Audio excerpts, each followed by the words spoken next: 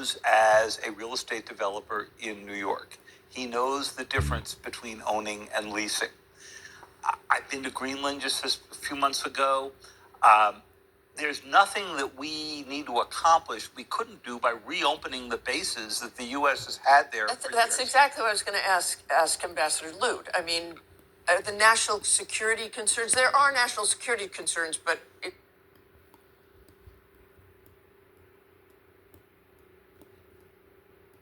there anything we can't? ABC News. It's Ronnie-Ward from the Ditmas section of the Flatbush neighborhood, Brooklyn, in the city of New York. It's Sunday, the 11th day of January 2026. ABC News, this week with George Stephanopoulos.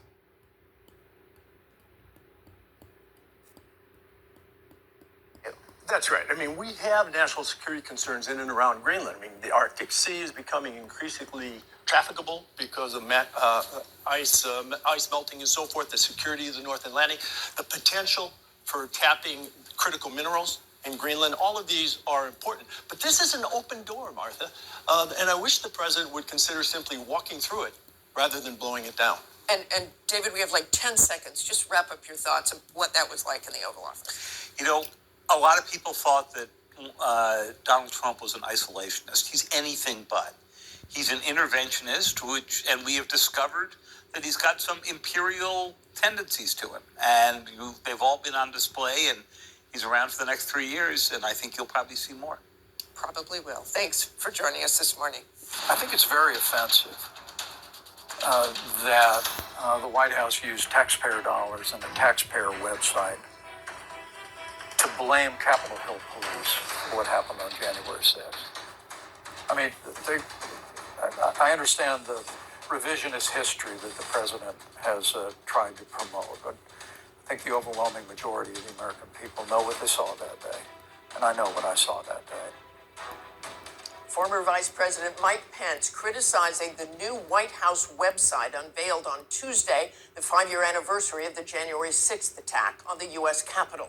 The website rewrites the history of that day, describing the pro-Trump marchers as orderly and spirited, while accusing Capitol Police of deliberately escalating tensions with their response. The website also describes Pence presiding over the 2020 election certification as a betrayal of the president.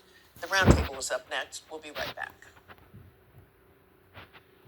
And the Roundtable's all here. Former DNC Chair Donna Brazil, New Yorker staff writer Susan Glasser, SCOTUS blog editor Sarah Isger, and former Trump White House Chief of Staff Reince Priebus. And Reince, I want to ask you just quickly about the change in that website on January 6th. Well, look, I mean, the president campaigned for 4 years. I think he started a lot of his rallies with a January 6th Pledge of Allegiance. And I honestly believe that this is the president having fun with Democrats and people in the media that go bananas every time he does these sorts of things. And I think he's so thoroughly entertained by it, to be honest. I don't think he is trying to rewrite anything. I think he actually enjoys it. Can't imagine those officers are entertained by it. But let's turn to Minnesota. Trump has forcefully defended the ICE officer who shot Renee Good. He said, and J.D. Vance said, it's a tragedy of her own making, regardless of who you think may have been at fault there or any judgment. Is that the right thing for the administration to be doing at this point? Well, I mean, part of the problem here is that the mayor came out, I think, like a clown, and immediately, before anyone else spoke, accused the officer of murder, started throwing the F-bomb around about ICE, total, I think, an affront to law enforcement and the rights of the federal government to enforce and the laws that the law says they must enforce. So, first of all, the mayor should shut his mouth and say, we're going to wait for an investigation for all the facts to come out. And the fact of the reality is I've tried cases. I've been in court. I know that one of the most important things in trying a case is a jury instruction. You can dismiss cases with them, summary judgment. The most important question for any jury in a case like this, and I have it here, is does a reasonable officer believe the suspect imposed an imminent threat of serious bodily harm? And the answer to that question is yes. And because of that, there is no case here. Sarah, you want to jump in on this one? Should the president, should these senior officials, whatever you're saying about Mayor Fry, it's the president of the United States, it's J.D. Vance, it's Kristi Noem. It's everyone, frankly. It's everyone on Twitter who saw, the same video and takes wildly different things away from it. I wish everyone would wait for an actual investigation. But it's very different when senior officials weigh in. It is. They should wait. The mayor should wait. The truth also, though, is that this is a very unusual situation because it's a federal officer. You go back to Ruby Ridge, this happened in, where Idaho charged the officer in that case.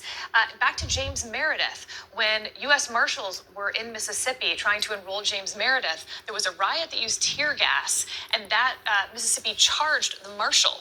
That was removed to federal court because this is a federal officer. So Minnesota will not really be able to charge the officer in this case, regardless of the investigation. It will go to federal court, and it will almost certainly be dismissed regardless. And Donna, your reaction to all this and all of the political rhetoric, and I did point out to Tina Smith that you have many Democrats making murder charge. Well, first of all, I want to say on January 6th, because I can't let that go by, it's a shame. It's a shame that the president is trying to rewrite history that we all witnessed. And to somehow think that this is going to provoke some laughter or some entertainment, no. 140 Metropolitan and Capitol Hill police officers were injured. People died that day. There's no reason why we should make fun or mock that occasion. Minnesota, tragedy. My heart still breaks. It's getting harder and harder to listen to all of the rhetoric when a mom of 3 children is dead. She's deceased. We're vilifying her. We're calling her a terrorist when she was murdered in her own neighborhood. We need a full, complete investigation. The American people should know that this should never happen again. No one should feel unsafe in their neighborhood, sitting in their car, trying to get out of harm's way, and to shoot this woman point blank in the face. We all should not just mourn her loss, her passing, but also find ways that we can heal this community. People in Minnesota and other places where ICE has landed, they're feeling unsafe right now, unsecured, and no one should get away with this. We need an investigation. And Susan, the investigation is happening. The state and local officials are not part of that. He was, as Sarah points out, a federal officer. We've also looked at the protests. I mean, there have been large protests. They have not been massive protests across the country like George Floyd. Where do you see this going? Yeah, I see the country very divided right now, Martha, and partially as a political tactic. I think it's a terribly painful moment when we can't say it's a tragedy and when there seems to be political opportunism in calling a woman a domestic terrorist before we know anything about the events, especially in the context of the same week as the anniversary of January 6th, where we've now not only pardoned all the violent people who physically attacked our Capitol, and I think it's about the temperature in this country being purposefully inflamed. There's a lot across the political spectrum where people now have an interest in increasing this kind of division. But, everyday Americans can look at this and say, this is a horrifying thing that occurred here. And the fact that we have political leaders in the country who aren't saying that to us right now at a moment when we need to hear it is really where the politics are in 2026. What about the concept of people using cars to ram officers, people in convoys blocking federal agents to do their job? Isn't that something that we think is wrong? I mean, we have become a country that isn't just politically divided, but now we've got people using vehicles, impeding police, not following orders. Right, was it wrong to storm our own Capitol? They shouldn't call these people names. What about using physical violence? Sarah, I want to take that to you just in terms of training. And you heard actually Chief Jason Armstrong say he thought that the ICE officer actually had a legal case there. But in terms of all these encounters, and they have increased, What about the training?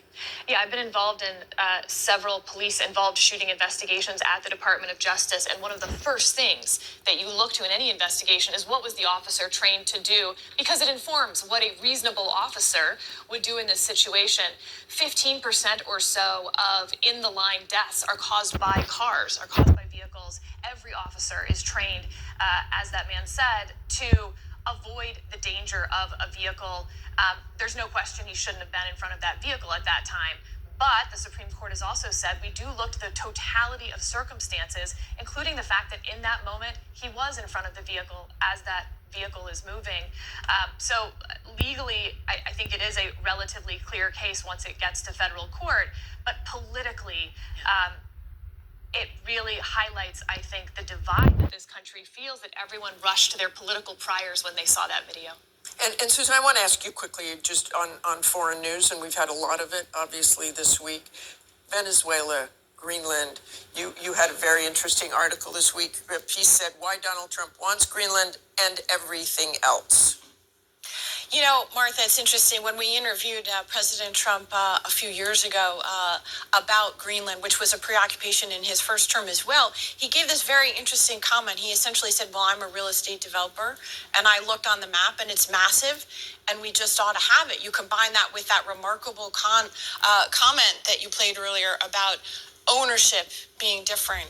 And I think, what we're seeing is that we were wrong in Trump's first term, I think, when we thought that he was a sort of a neo-isolationist, that he was about withdrawing from the world. In the last year, he has had military action against multiple different countries. He's threatened additional military action against multiple countries, even since taking the leader of Venezuela out. And I think what you're seeing really is that Trump has a view of an impunity in acting with the world. It's not that he doesn't want to act militarily around the world, but that he says that it's a sort of a unilateralism driven by his own desires and interests. 57,000 inhabitants of Greenland deserve to have a say in this. And I hope the Secretary, Marco Rubio, meet with those officials because they deserve to have a say in their own independence and whoever decides to buy them. Truman tried to buy them. People forget that history. And they said no. So they deserve a say. A lot to watch there. A lot we'll be watching in the coming weeks, and Iran as well, and of course the domestic agenda. Thanks for joining us. That's all for today. Thanks for sharing part of your Sunday with us. Check out World News Tonight, and have a great day.